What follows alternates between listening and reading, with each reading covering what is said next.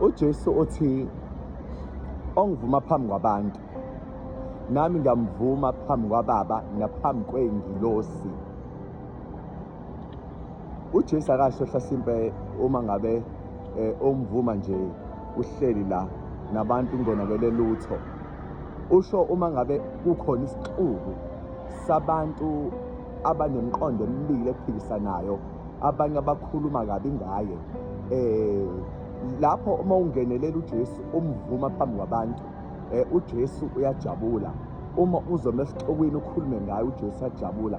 Noma ikuphi la kukhona isixuku, mozokhuluma ngoJesu, noma ku-Facebook, noma ku-Twitter, noma ku-WhatsApp, noma ku-Instagram, noma ikuphi la ozokhuluma ngayo uJesu, that is public enough. uJesu nawe uyakuvuma. uJesu-ke abantu abakhulisayo angenelelayo ey'mpilweni zabo yilabo who gives up everything for his name's sake. uJesu uyangenelela kubona abasize. The reason why abanye bengafuni, bengakhuli noma befuna ukukhula, it's because they do not want to let go of certain parts of their lives. Kanti iwona lama parts uJesu afuna ukuwabulala. Uyawabulala ngoba those are bad habits that Satan have worked so hard for years ukuthi awa-create ukuze labantu bebuyele emuva ngey'mpilo zabo.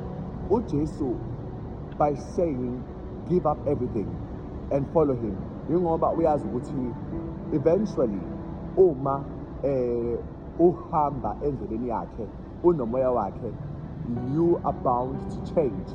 The reason why abanye belahlwa on Matthew 7 verse 22, Jesus says that day they will say, but Lord, we prophesied in your name, driven out wicked spirits in your name.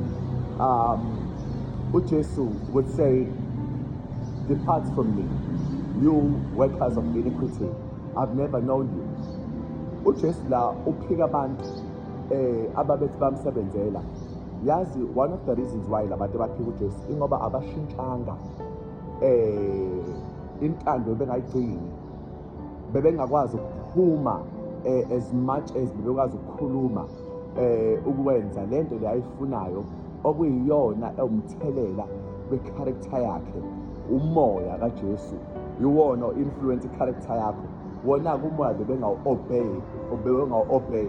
Yes, it's possible ukuthi ubona abantu abahle abaqoke kahle bekhulume ngoJesu kanti hayi ngoba bemthanda uJesu, bayisebenzela bona, bondla izisu zabo, babuild i-empire yabo.